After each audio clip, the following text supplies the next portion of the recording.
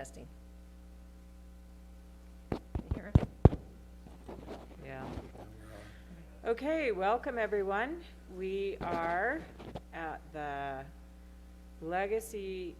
boardroom in the Legacy camp on the Legacy campus for our Cache County Board of Education meeting. It is Thursday, April 15th, 2021, and we will have roll call. Larry Jepson, board member. Randall Bagley, board member. Steve Norton, superintendent. Roger Pulsford, board member. Terry Rhodes, board member. Kathy Christiansen, board member. Jeff Nielsen, board member. Dale Hanson, business administrator. Thank you. Jeff will lead us in the pledge and the mission statement. Oh, Chris Corcoran is excused. I pledge allegiance to the flag of the United States of America and to the republic for which it stands, one nation under God, indivisible, with liberty and justice for all. And our mission is to educate students for success in a changing world. Thank you. We will start into our recognitions. And man, we should probably just take turns. Larry, do you want to read the Teachers of the Year? Okay. We are recognizing the Teachers of the Year from Mountain Crest, Tyler Hanson, who teaches science. From Nibley, Kathy Larkin, who is the kindergarten teacher. From North Park, Allison Sorensen, who is a second grade teacher. And from Providence, Melissa Chugg, who is a fifth grade teacher. Congratulations to all those Teachers of the Year. We appreciate that all that they do, and to benefit so many students in our schools.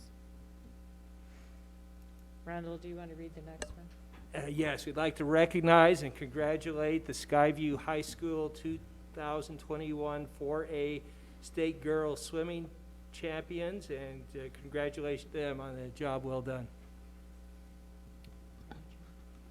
Okay, we'd like to congratulate the Skyview High School girls basketball for being the 4A state champions of 2021. Congratulations to them. And we also would like to congratulate and recognize Mountain Crest High School's girls wrestling champions. They are the 2021 4A state winners. Have they always had a wrestling team? No. That's No, the first this- one. This is their the first year? of Yeah. girls Okay. wrestling. That's what I was kind of thinking. Woo-hoo, way to go. Yeah. Yeah. Jeff? Yeah, so the fall 2020 stock market game and Vestrite competitions, the Nibley and Lincoln students were first place winners, and congratulations to them on that great achievement. Yeah. Maybe they can manage my portfolio. No kidding. So fun to have so many great things happening in our district. And do we have any public input? No public input. All right, well, we will move on to the consent agenda then, and take a motion to approve the consent agenda. I move that we approve the consent agenda. Second? Are there any questions or concerns? Okay, we'll vote on that then.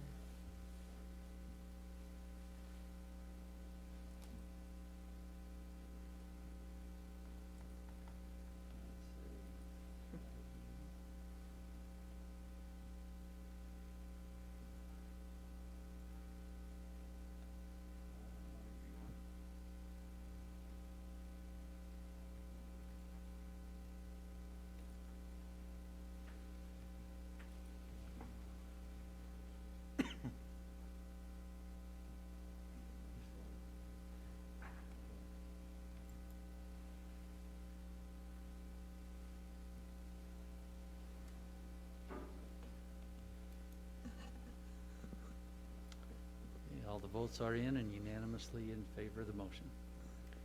Thank you, Dale. Okay, moving on to our action agenda. The first item on the agenda is a request for approval of the Mountain Crest High School School and Trust Plan Amendment. And we had this to read in the interim between our last meeting and this one. I assume that Mike can answer questions if anyone has some. Otherwise, I'll take a motion. I move that we approve the Mountain Crest High School amendment for their school land trust plan. I second it. Any questions or concerns for Mike? All right, we'll vote on that.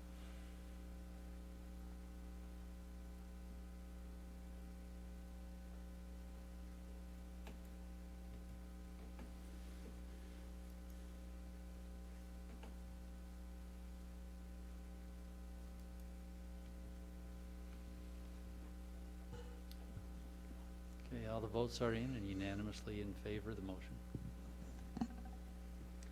All right. The second item on the action agenda is a request for approval of InTech Academy updates, and that will be presented by Principal Jason Stanger.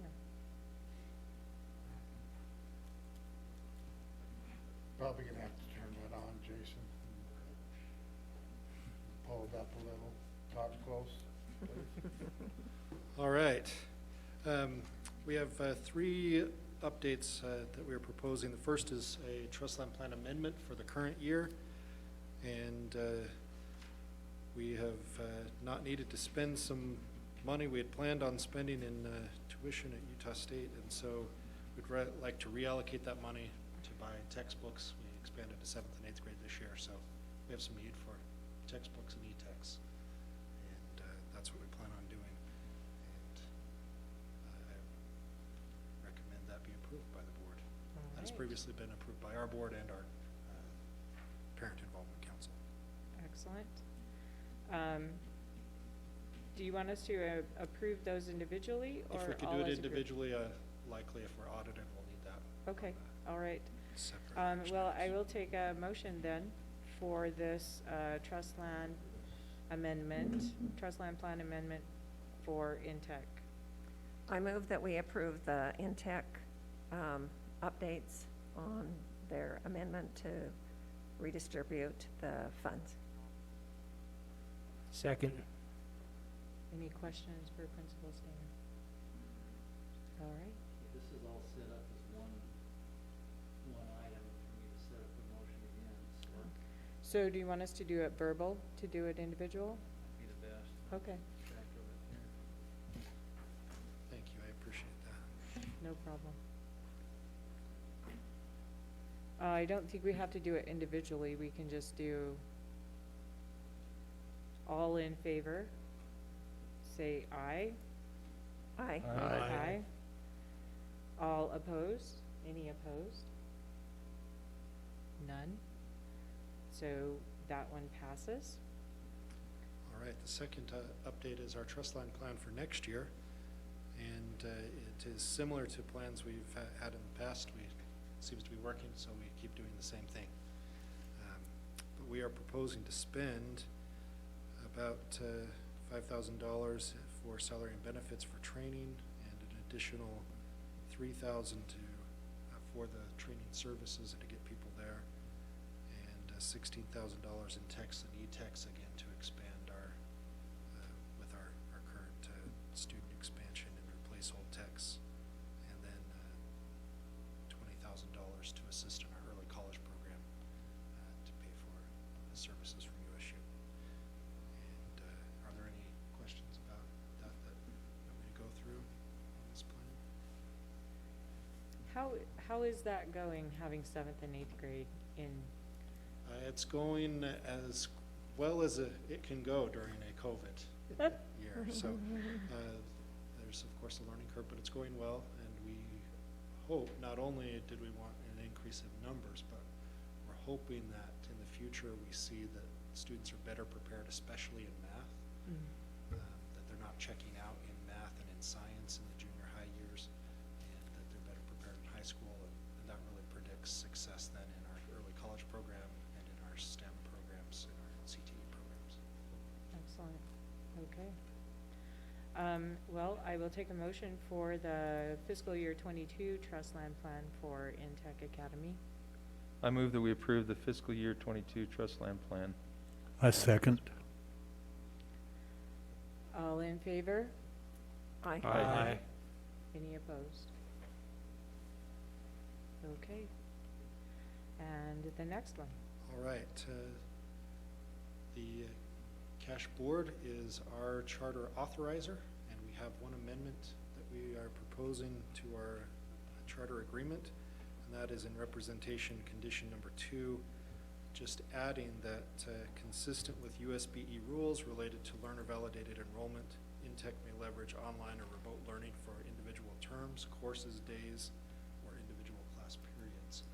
And we've spent a whole year now with learner-validated enrollments and online learning. We want to be able to continue with that competency. We don't want to become an online school, but when we see a situation that's advantageous, we want to be able to do that. Excellent. Do you use any of the district's online stuff, or do you come No, up? we do a synchronous online right now. Okay, just curious. Yeah, we haven't done it. But we would be open to it if that's what's a good fit. So, Do any of your students use, speaking of online, do any of your students use any, do they participate in USU classes online? yes, so our early college students participate online if the course is offered online. Mm-hmm. And then, of course, the broadcast, not only is it broadcast, a lot of that has also been online as well due to COVID. Yeah, okay. All right, well, I will take a motion to approve the charter agreement with Intech Collegiate Academy. I make a move. motion that we approve the ICA charter agreement with Intech Second. for July 2021. All in favor? Or did you have a question? I was going to second it. Oh, okay. Kathy seconded. Any questions? All in favor? Aye. Aye. Any opposed? The voting is unanimous for all 3 documents. Thank you for coming. Thank you, I appreciate it. We will move on to our reports agenda and have an amendment for the 2021-2022 school fees presented by Mike Lichty and Principal Dave Swenson. I don't know if he had that on or not. Maybe he did. Okay, looks like he did. It doesn't sound like it. Yeah, just to tail on to what Jason was doing here tonight, about 3 weeks ago, we had the state called and did an audit, charter school audit, because where we charter Intech, they were going through a process checking to see if Jason was doing what he should be doing, where he chartered by Cache School District, but yet he has another board at Intech. And he's just being very, very careful to make sure that he's covering everything he should be doing and meeting all of the requirements. And he should actually be coming to you every year, and I believe Jason's done a pretty good job doing that, to make sure you're aware of things. But it's not like we're really driving him down there, but they're a great school to be part of, but he still is accountable to this board on some certain state requirements with that. So Would the district ever want him to have his students participate in the same online as ours, or are we so totally separated that we don't have to worry about it at all? You know, I'd have to talk to Jason to see what he's doing, where he's doing synchronous, or it's live. You know, I'm not sure how he's pulling that off, or if he's video and broadcasting right out of a live classroom going on, or what, for sure. on From that, my so. experience, substitute teaching at Intech, synchronous means just that. every class period, the students who are not present are expected to be logged in. Yeah, And if they're not, then it counts as an absence. yeah, And so they're supposed to be logged in, and they do have a camera on for the teacher during the class.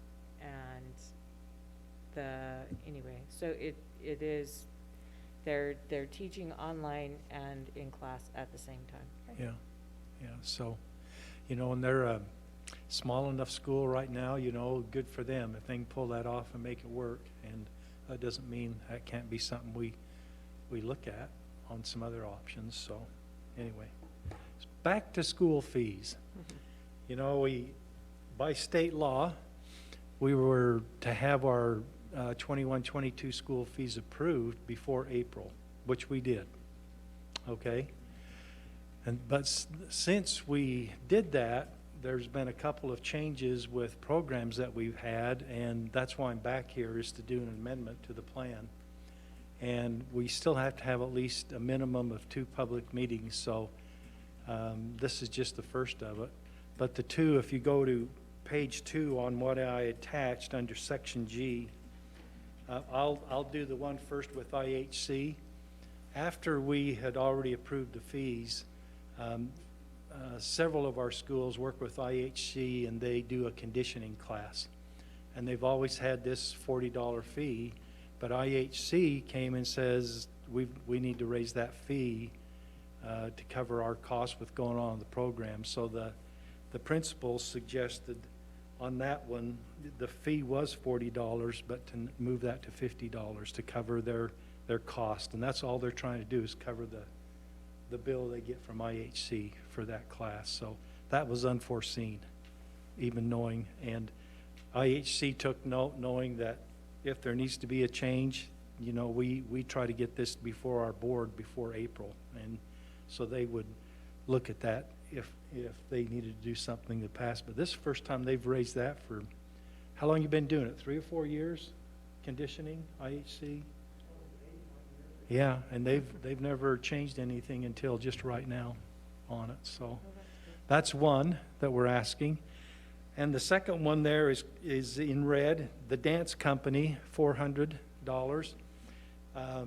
You know, a lot of times we do these little times of classes, but we're being very, very careful that anytime we do a class such as this, we bring it to the board.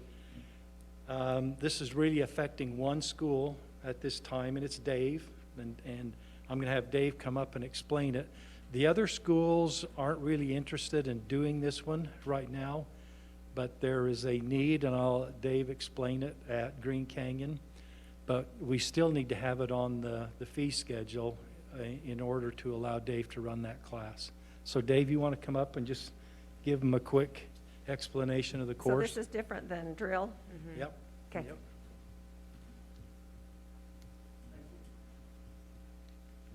Yeah, thank you. Yeah, this is a curricular club class that would be, it's called a dance company. It's under the state code. It's they're allowed an art and a PE credit. Most of the Davis School District's schools are doing that. It's for dancers or girls, well, I guess not girls, anybody, that maybe don't make the drill team, or they don't do the cheerleading, but they love the form of dance, and it goes beyond just drill and competition. This is a dance company that is designed to increase the dance technique and choreography and performance, and it covers all the styles. It covers allows them to grow technically as a dancer, to improve their diversity in the different styles of ballet, jazz, contemporary, modern, tap, ballroom, and hip hop. And some drill team girls want to be interested into it, and some of the cheerleaders. But it's also for another maximizing opportunities for other students that don't really want to compete. But it's something like a show choir class, that they have that class. It's a 2-trimester class. They actually have a state competition that they'll perform at, but it's all done in class, not actually. They may take a couple days after school, right before the state competition. But they'll do something like when our band performs to their parents, they'll do something like that once a trimester. They'll do maybe a halftime activity. But the main thing is the girls actually at the state competition, they are taught the techniques that they actually have to do their own choreography and then present that at state. They can do it singly, individually, or they can do that as an ensemble group. But so Brittany Bailey is a teacher at our school who she's been in the Nutcracker and ballet. She's been trained ballet and modern dance, contemporary dance, and so she's been working on this for the last couple of years. But now she's got enough interest of girls that feels like that we want to. We're still looking at. They're going to do a tryout, and it's based on the numbers if we can fill the class. But we have enough now that we'd like to move forward with this. They take a dance 1 and a dance 2 before they come into this class. But the fee would include their would include the state tournament. It would include some of bringing in some of the guests, some choreographers to help train them too, as well as her. It's also the uniforms and those kind of things. And so participation fee, costume rentals, production costs, choreographers. These it does not include some of the dancers' personal clothing, a workshop, and then the $85 fee for each participant to the Utah Dance Gala, which is the state competition that they do. So we'd like to present that. I think we have enough interest now and we didn't last year. We were going to try to get it to go, but we didn't quite have enough. But I think we have enough girls now that we're going to try to push this through. So. Is this a class that if the student can't afford it, then your school would pay the $400 for it? Yeah, it'll be a fee It's a waiverable class. fee Yeah. waiver. Okay. They would like to. They would like to do some fundraising, and all the proceeds to that fundraising would go to offset the cost to the girls with that. And so it's called under the state core, the code, which I have, and it's called Dance Company. Bear River has a dance company. Logan did I don't know if they still do, but I know they did at one time. But it's so anyway. That's we've got a personnel who's really gung ho about it, that's proficient in it, and I think we've got enough girls that would like to go down that road. So. Cool.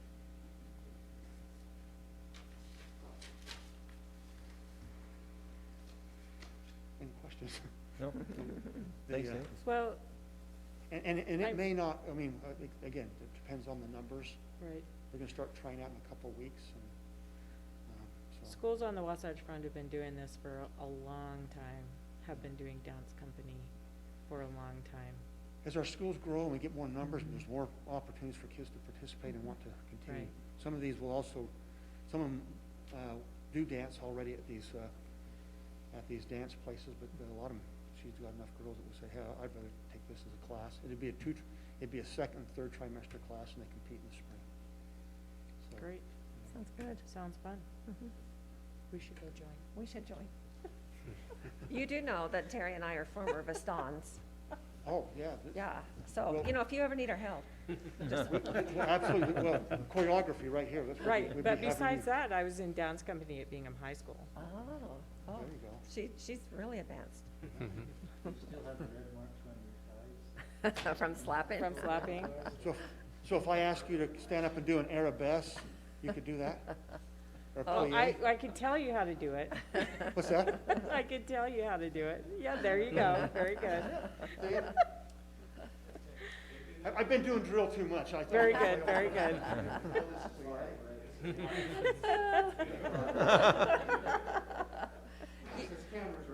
That's right, They're all over the everywhere. place. There are cameras everywhere. Thanks, Dave. Thank you, Dave. Yeah. So, well, like I say, this is in an action item tonight, but right now, there's just one school interested in doing this, and that would be Green Canyon. Well, like most specialty classes, I think this is instructor specific. And so if you didn't already have an instructor for the class. It would be really hard to implement it. Yeah. Yep, okay, that's all we have then on that one. Okay. All right, thank you. We will move on to the 2021 School Land Trust Funding Allocations, also presented by Mike Lichty. And all I did is attach that on the agenda so you could see the allocation that our schools are receiving for next year, and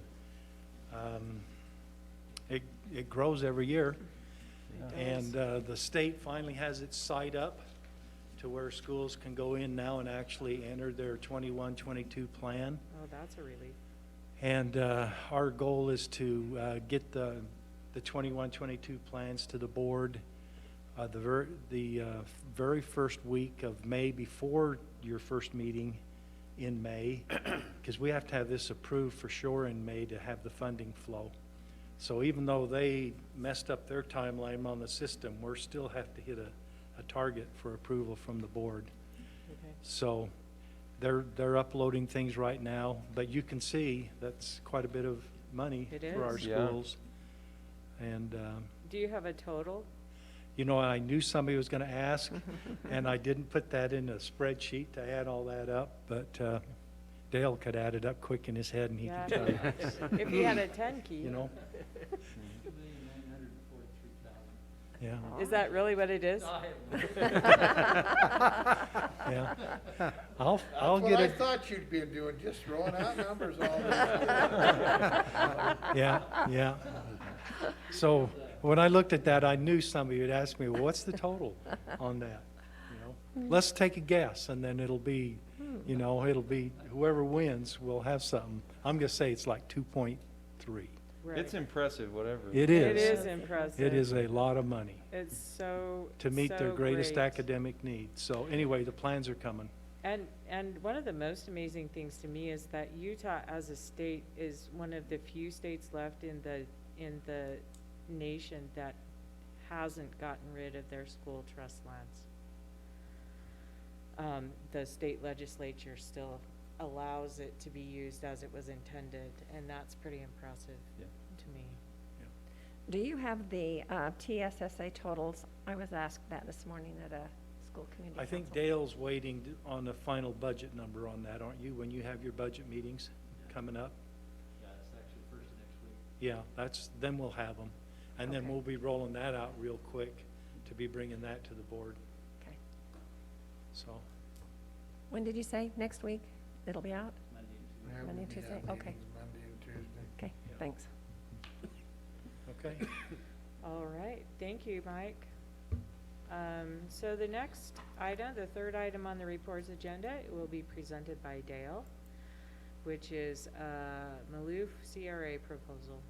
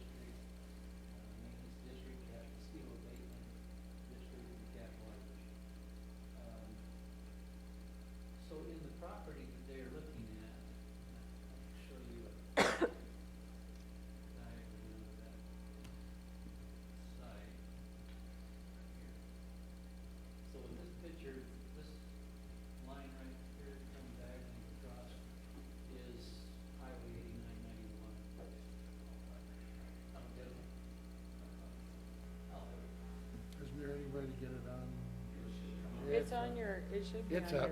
There it is. Yeah, so this diagram here, the line here on the left side is Highway 89, and the Maloof building they currently have is down here in the right. You might recognize them, Folsom Traders is out on the highway, just about to turn off and go into Maloof facility, but, anyway, they are looking at doing major development, which would bring the corporate offices off here to the left side of their main plan. I can't hear you online. Is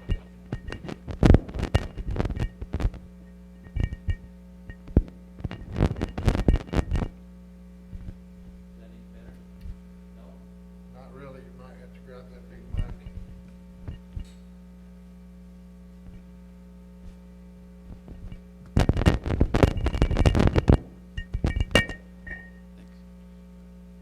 All right. So this facility in Nibley, Hold it close. even closer,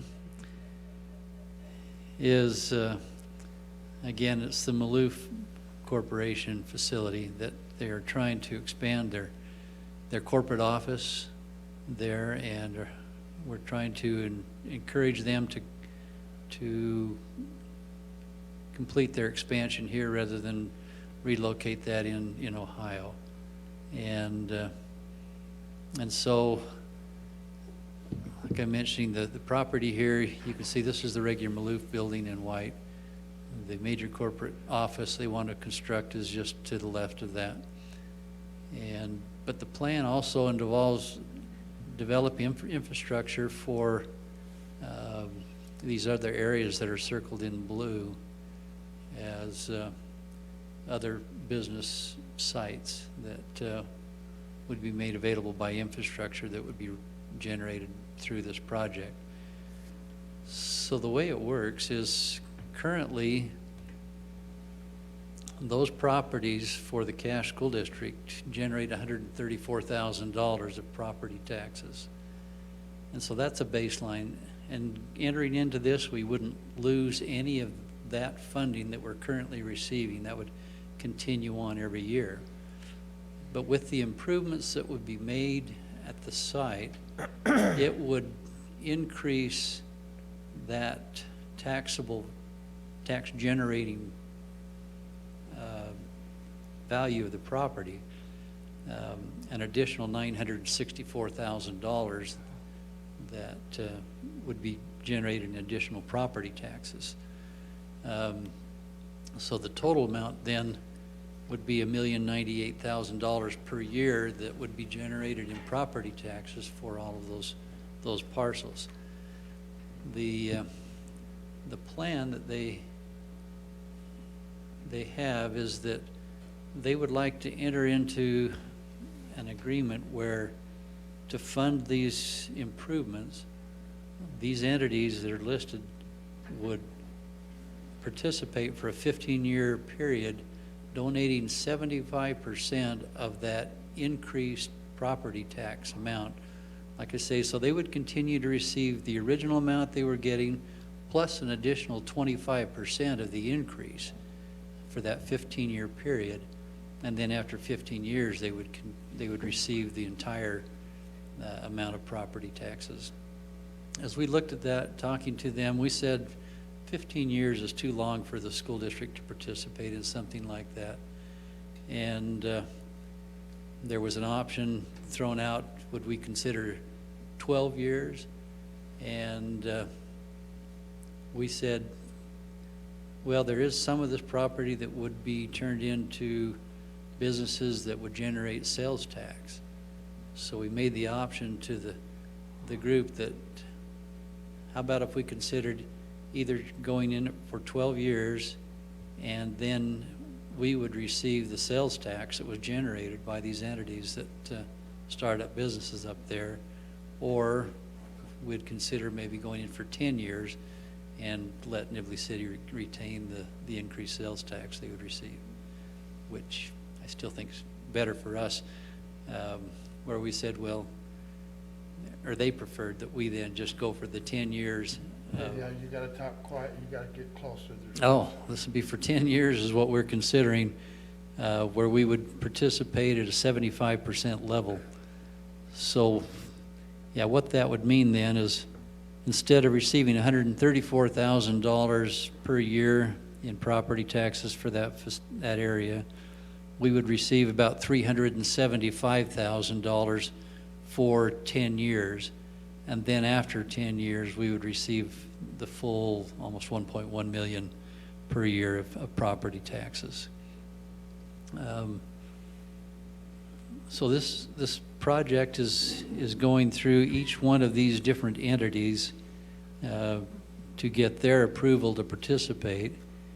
And so they will be coming to the school district itself. And so we want to just present this to you so you had an understanding of what this would mean to us. Now generally, we haven't looked very favorably at going into these type of projects, but this is one where it really is generating new dollars that we wouldn't have otherwise, and it really is not, for the most part, any sales tax, because we don't receive a penny of sales tax given the current funding structure for education. So we looked at that, felt like it was a good fit if we were to enter into a project like this. And so that's what we'll, at some point when they finish up negotiations with the other entities, we'll need to come back and get final approval from the school board to move ahead with this if you choose to, or to do otherwise. So, are there any questions any of you have about that? Just one more point of clarification. The state has offered economic assistance too. So between the state and this proposal, it's way under what Ohio is offering them. But we've got the one benefit of them wanting to stay in the valley. We think this is a win-win situation, but we want you to spend time looking over it. We've entered into these before. The Deloy Hanson one down on the south end of town, I think, has been everything that we hoped it would be. We've had others in the past that didn't end up being what we wanted.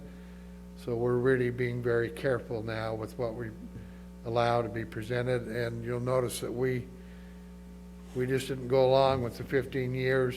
We have a kid who can go into kindergarten and graduate and not ever receive much of the benefit if it takes 15 years. So if there's, after you look at it and study it, if there's questions, we can get anybody you need to come in and help explain, but because they have a team of people working with Nibley City. And we've always presented the idea of, you know, we're in the breakfast scenario where you have bacon and eggs, we're the bacon, and the rest of them are eggs. They just put a little bit on the table, but we give our whole heart and soul to the project because we're the biggest tax entity in the process. But this one does. We don't lose any money of what we're already collecting. We're going to get more, and then after 10 years, it's just going to be a benefit to the district and Nibley, and it's going to bring a whole bunch of high-paying jobs to the community, the whole county. So, What's their time frame for this? What are they looking at here? you know, they've kind of been on hold waiting for this whole process.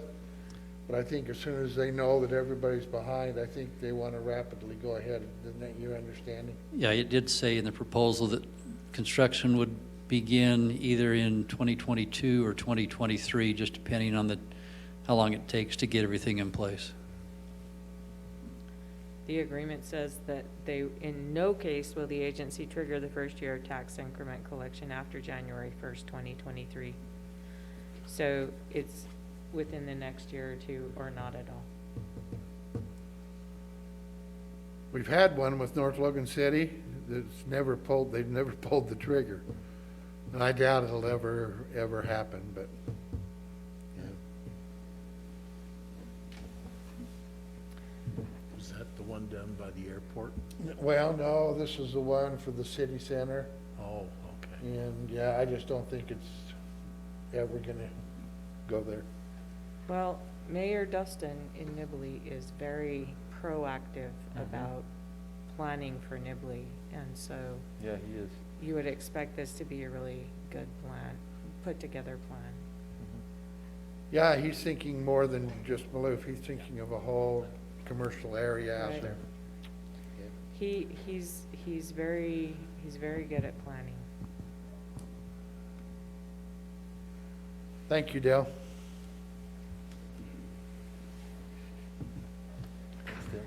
All right, thank you. The next item on our agenda, reports agenda, is graduation discussion and assignments.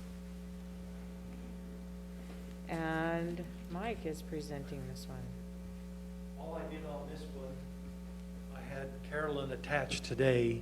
I had each school just send me a little blurb on what's going on, what does it look like, and you can see all 5 schools with their information. So I'm just giving it to you. Now the board you can make your decisions what you're going to do with it at this point.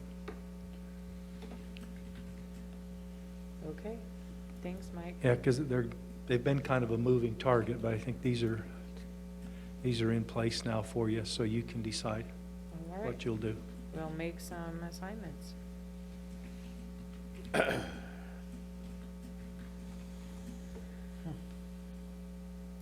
And if we have questions, should we contact the principal or contact you? If you make an assignment to a specific school, I contact the student directly. the Okay. principal, All right, If there's something you want a little bit more clarification on. okay. All right, well, I will contact the schools and find out how many school board speakers they would like, besides the ones that we already know of. And then I'll make some assignments unless you have input. Anyone have requests of schools you want to go to? Well, we kind of do it like we did last year, where we go to the school in our precinct, or where they're all different times and places. I don't know. What are your thoughts? I guess I need to read through them and see what their plans are, and then maybe I could give you some input, Terry. Yeah. Okay, great. Everyone, take some time before our next meeting to, our next regular meeting to read through them and let me know if you have preferences and I'll try to contact the principals and find out what they want as far as school board members and speaking assignments. I've already heard from Mountain Crest and Skyview about that, but I'll contact the other 3 and then we can have a discussion in May. Sounds good. All right, great. Thank you, Mike, for collecting all that for us. Dale, monthly financial report. Just a quick report. You do have the monthly financial report on board docs. This will be for the period ending March 31st. Really not a lot of change from past months, other than one more month of expenditures, but so really I don't have anything there, I think, to bring out unless you had any questions. Just would report quickly, though, we did have a meeting yesterday with our bond attorney and our financial advisors regarding the refunding bonds that we're looking to sell. And so things are moving ahead well on that. We have a presentation to Moody's next week. And the whole process is looking, very favorable. The last numbers we were looking at, it should generate over $6 million of savings in our debt service. And the closing for that is, I think the sale will actually happen on May 23rd, I think it is, and the closing would be on the 27th of May. But yeah, anyway, so that is moving forward. They're working, quickly as they can to make this all happen. We kind of had a short timeline in getting this in place by the end of the year, and it all looks really good, so. That's excellent. $6 million, that's almost half of what we pay totally in debt service in a year. Yeah, it's true. It's about 13 million a year. That's Yeah. awesome. Yeah, that's a big deal. Okay. Anyone have any questions for Dale?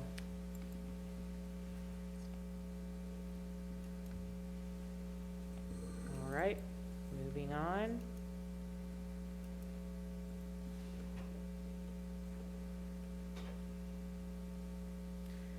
We will go to board member reports. Anyone have anything you want to report? Besides all the emails that have been flying this week. And we have seen quite a few of those, so I don't know that we need to discuss them here since everybody has seen them, but okay, if no one has anything they want to discuss, we'll move on to the board president report. I have two things I need to mention. We talked about at our last meeting, one of our last meetings, having another hybrid board meeting, the first meeting in May at South Cache. And Larry, I had a note that you volunteered to go to that one at South Cache, is that correct? Yes. Okay. And Chris, but I haven't been able to verify that with Chris. Principal Doug Snow is very supportive of that, and he said we can hold that hybrid part of the meeting in their media center at South Cache on the 6th of May. Will that work for your team, Tim? 6th of May. So it'll be our next South Cache Media Center. I'll have to check their light and sound Okay. stuff there. He, Principal Snow said that it's already set up for that. I don't know that that he knows that it's set up for what we need as far as recording. I'll send someone out, but we'll make it happen. Okay, great, thank you. And we'll plan on Larry being there for sure. I'll check with Chris. If he can, I can. Never. Okay, and if he can't, then you can go hybrid again. That's fine. Thanks, Roger. The second thing I needed to discuss is that thus far, when I checked with Carolyn at the beginning of this week, we have 4 applicants for the business administrator position from outside the district and 2 from within. So we talked before, when we talked about a timeline for this, we talked about having selection committee meeting on the 29th of April, which is the last Thursday of this month. Does that still work for all of you? I will be out of town. Okay, do you want us to go ahead without you as just the selection committee and then you'll be here for the interviews, or do you want to be here for the selection? No, I would say go ahead. Okay. Is everyone else good for the 29th? All right, well, I'll get with Carolyn and get that set up and we'll plan on that. And this closes on the 23rd, which is a week from tomorrow. And Carolyn I talked with her about creating the digital files for each of the applications, and she'll send them, each application, to us. or as a packet, however she's gonna do that. And, I don't know, she may need help from you, Agenda, to get that done. And because with what is required in those portfolios, that's a lot of stuff. Yeah. But hopefully, she'll be able to get those sent out, by the 26th at the latest, so that we'll have a few days to at least look through them before we get together on the 29th. Unless you feel like that is too short of a timeline. How do you feel about that timeline? How much is there to read in each of the packets? Quite a bit, because there's the application, and then there, now I can't remember. Look in your, it's right in the front, what's required. Keep going. Letter of interest, The application. Resume, listing the professional and job-related experiences, copy of transcripts, 3 letters of recommendation, written response for each of the following items, and then there's 3 items there.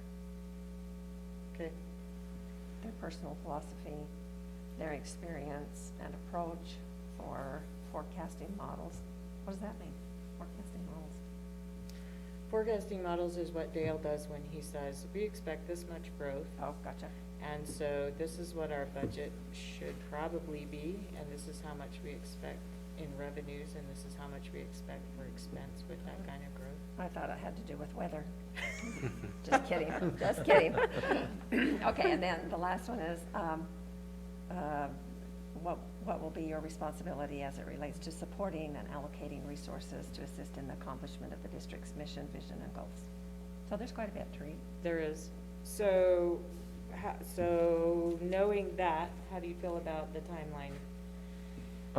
I still think it's good, Terry, just because further we get along into May, there's gonna be more and more pressure from other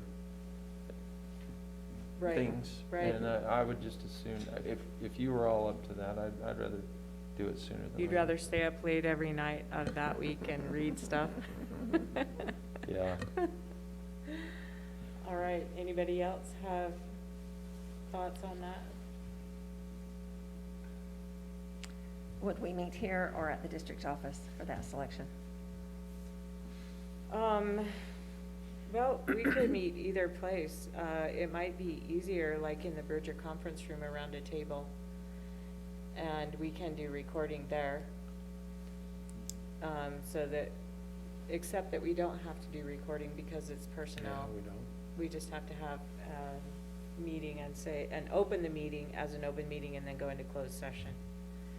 And we can do that easily with the recording stuff available in the Bridger room. So let's do it at the Bridger room. I'll call and make sure we can schedule that. And Terry, just- I apologize, I haven't been through all the questions yet, but I will get that done, so.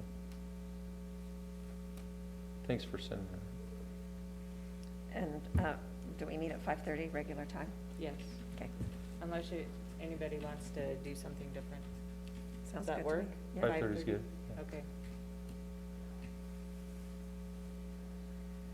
All right, we'll plan on the 29th then as for selection, and then at that meeting decide what we'll do with interviews.